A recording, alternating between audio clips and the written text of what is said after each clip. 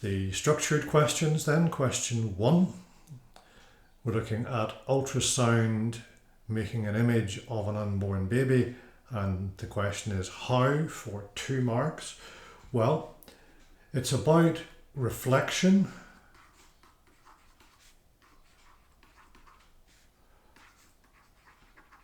from a boundary between 2 media. So it's about the reflection at that boundary between 2 media of different density. You know that any wave, when it goes from one material into another of different density, you will get some reflection from the boundary. So if we had air and glass, your ray of light comes in, it will refract. That's supposed to be a change of direction, sorry about that. It will refract, but you will also get reflection.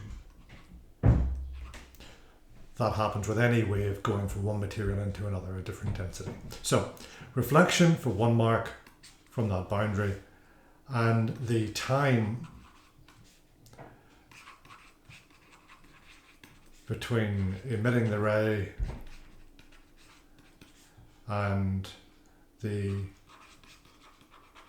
return of the reflection, that's used to make your image. So 2 marks. The reflection from the boundary between the 2 media, or you might name them, you might say, water, fat, fat, muscle, muscle, bone. That's how it works. And it is the time between the emission and the receipt of the reflection that allows the machine to work out where the various bits are. So that's that. Another use, well, there's lots of these. Sonar, cleaning delicate machine parts,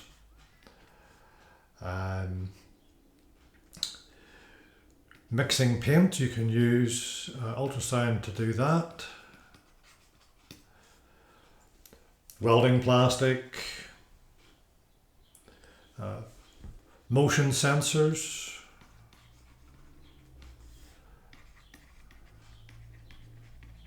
and these are the ones that I have told you about particularly, and possibly that one. So that's question 1, 1 and 2. Question 2 then.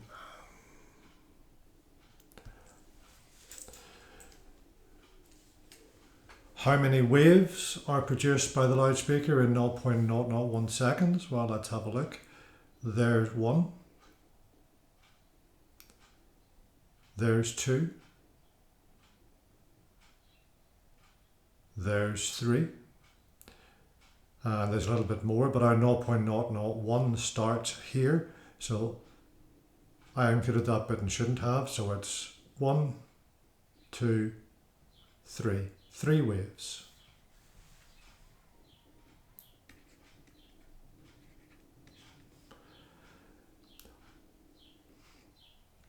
How many waves are produced by the loudspeaker every second? Well, you've got 3 waves in 0.001 seconds. So you're going to have 30,000 waves.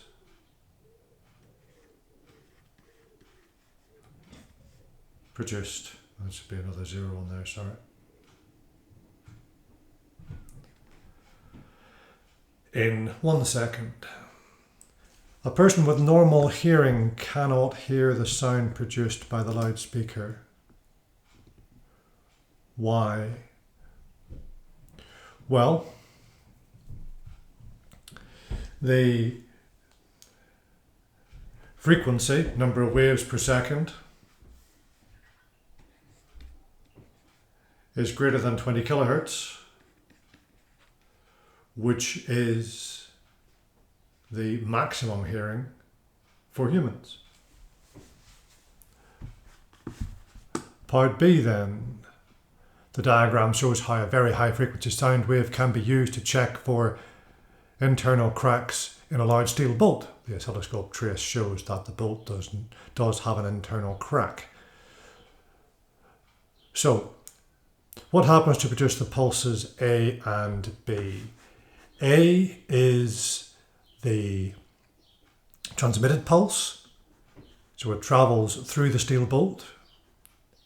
It hits a change of density at A, and then it hits another change of density at B. So you would expect a change of density down here, wouldn't you? Where it goes from steel into air. So that's B. A then must be the crack.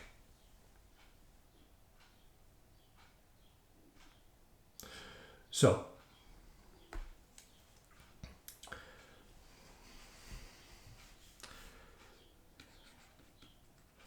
A is reflection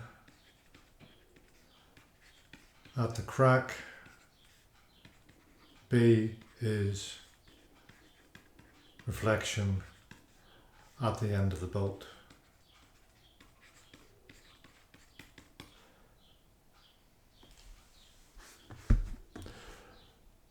Part 2. Use the information in the diagram and the equation in the box to calculate the distance from the head of the bolt to the internal crack. Right. Well, we have 1, 2, 3, 4, 5 squares, and each of those squares represents that much time. So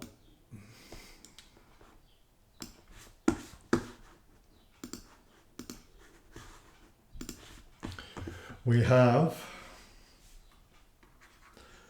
5 times, and let's have a look. We have 1, 2, 3, 4, 5 zeros. 0.12, oh hang on. 0.1234 zeros is the time, and that is the time for the wave to go into and back from the crack.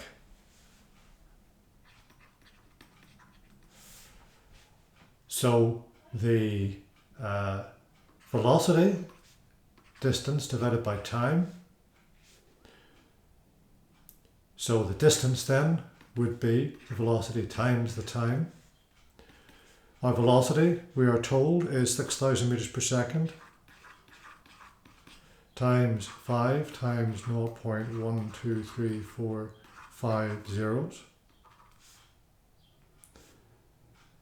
But of course that's twice the distance. That is the distance from here to the crack and back. You've got to divide that by 2.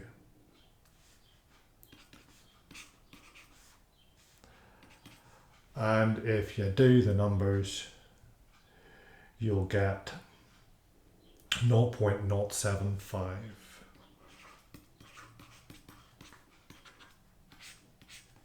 So the key thing here is to realize that each of these squares is that much time.